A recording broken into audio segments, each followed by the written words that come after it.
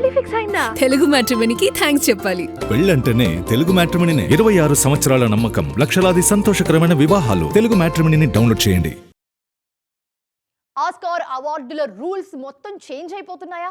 ఇకపై మన ఇండియన్ సినిమాలకు ఒకేసారి 2-3 ఎంట్రీలు దక్కే ఛాన్స్ ఉందా?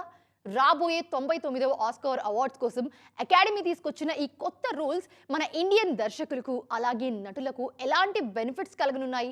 హాలీవుడ్లో ఏమైనా మార్పులు ఉండబోతున్నాయా? డీటెయిల్గా చూద్దాం రండి. ఆస్కార్ అవార్డుల కోసం అకాడమీ చాలా రూల్స్ మార్చేసింది. అందులో ముఖ్యమైనది బెస్ట్ ఇంటర్నేషనల్ ఫీచర్ కేటగిరీలో ఇకపై ఒకే దేశం నుంచి ఒకటే అఫీషియల్ ఎంట్రీ అన్న రూల్ లేదు.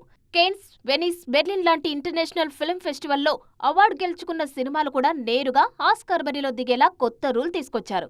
దీనివల్ల ఇండియా నుంచి ఒకేసారి 2-3 సినిమాలు పోటీ పడొచ్చు. ఇప్పటివరకు బెస్ట్ ఇంటర్నేషనల్ ఫీచర్ అవార్డు వస్తే అది ఆ దేశానికి వచ్చినట్లుగా మాత్రమే రికార్డుల్లో ఉండేది. కానీ ఇకపై ఆ పాత రూల్ మారుతోంది.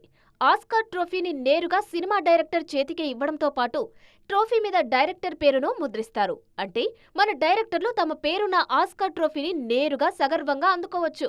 యాక్టింగ్ కేటగిరీలో కూడా చాలా మార్పులు తీసుకొచ్చారు.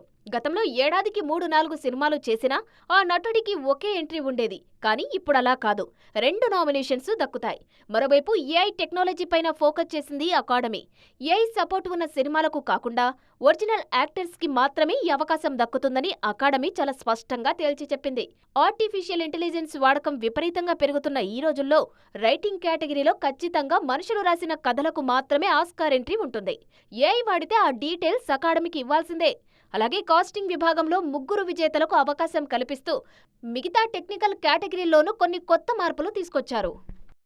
పెళ్లి ఫిక్స్ అయిందా? తెలుగు మ్యాట్రిమోనీకి థ్యాంక్స్ చెప్పాలి. పెళ్ళంటేనే తెలుగు మ్యాట్రిమోనీనే. 26 సంవత్సరాల నమ్మకం, లక్షలాది సంతోషకరమైన వివాహాలు. తెలుగు మ్యాట్రిమోనీని డౌన్లోడ్ చేయండి.